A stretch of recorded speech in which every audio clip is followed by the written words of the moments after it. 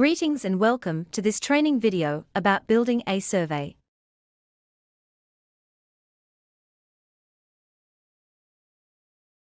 Alright, so let's talk about surveys. In certain situations, you may want to have a survey versus a form. A form is your long form. It's got like name, email address, phone number. It's all on one form to fill out. Sometimes that can be threatening. And what you can do is actually create a survey that asks non-threatening questions, one question at a time, to get more people to actually opt in.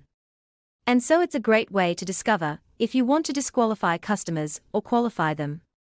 It's a great way to kind of get some more opt-ins by starting out with some non-threatening questions. It's also a great way to ask a lot of questions in a series without it being so intimidating of seeing this huge long form that they have to fill out and not knowing how long it's going to actually take. So it's a great way to do that. So here's an example of a survey. Here's for a mortgage website. You've probably seen stuff like this before.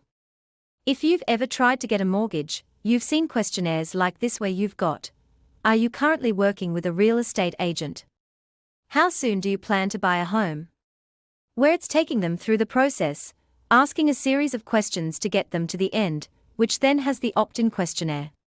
So if we wanted to build that on our platform, what you got to do, head over to the site section on the left-hand side, and then you're going to go and navigate to Surveys and Builder.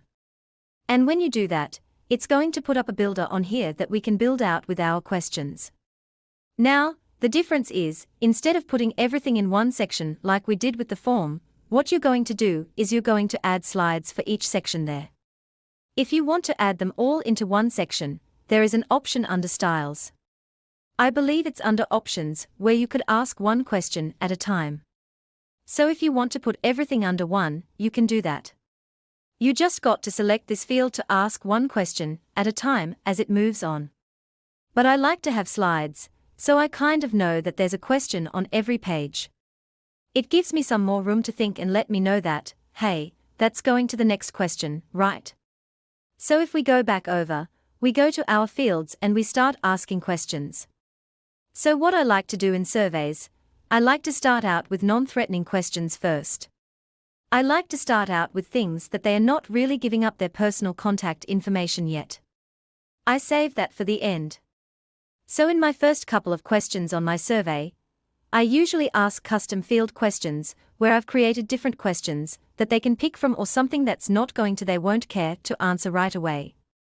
So first we'll select challenges and bring that over. What are your challenges we might do? How soon are you wanting to get started? Those are the types of questions, things like that. You can customize your survey however you want with whatever questions you want. If you want to add questions, you click on Custom Fields over here to your right and add Custom Field. And then you can go and add different options here. So you can add a text question. You can add checkboxes for them to click, drop-down boxes, all kinds of stuff on here. You just want to play with these. What I like to do is when I'm teaching somebody new on how to use the platform, just go in and add one of these and play with the settings, and see what it looks like on the page for each time you do it. And then you're going to get a really good feel for what all is available, and what it's going to look like in the end. Now what you want to do is build out your questions. Once you get through the basic ones, then you start asking for personal contact information, because obviously we want to opt in with this. So we might ask their first name and last name. Then we ask for a phone number. So you go through and start asking them for that. Then we ask for an email. Now once you're done on there, all you got to do is click Save Survey. That's going to save your survey here. And what we need to do is to give this a name. So we'll go up here to Options. We'll scroll to the top and we've got Survey 2 here. Let's go ahead and give this a good solid name so that we can remember it. Here is our survey. But you can save it for whatever you want. That's going to customize that survey for when you're putting in your funnels that you can remember what it is. You want to save it to something that is easy to bring back up and use in the future. Now once they submit their message, you've got two options. You can send them to a URL, So if you have a thank you page in your funnel or on your website, you can enter the URL right here, and it can direct them over thank you, and go ahead and add that to your CRM if you want. You can also do a message so you can say something like thank you for taking the time to complete the survey. You can also have disqualifying messages if they selected something here that you didn't like. You can actually select these things and the questions, like let's say that if they select a certain one, that they need more customers. That's not what you do. So maybe you disqualify immediately if they select this option. And then if they need better sales staff, you keep them going to the next one. If they need more inventory, you send them over to the next page.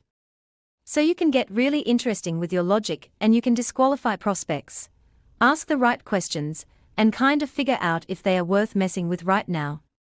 Once you finish all of that, you save your survey. And now the survey can go on the website. So our survey is saved. We'll navigate back over to our website. I'll click on Edit the page, and all we got to do is add an element. So if you remember inside a row, you can add an element. So if this isn't here, you can kind of add another one, add an element, and we need to find survey. I think I skipped it here somehow. Here it is, survey. So you're going to drag that in and you'll select your survey. So we saved it as here is our survey. So there we go. So now you can see our survey is on the page, and if we save this and preview it, let's see what it looks like. So now our survey is there, we can go. And if you remember, if they select need more customers, it disqualifies them and doesn't let them continue. So based on the message, we can have them disqualify if we want, or we can start them on the next question. So see how you can build these surveys and you can kind of customize these however you want.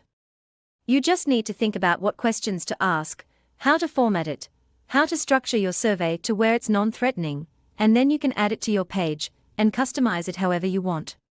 Thanks for listening to this video about building a survey. For more videos like this, or to make a request for additional training videos, please go to the main menu and add a comment ticket.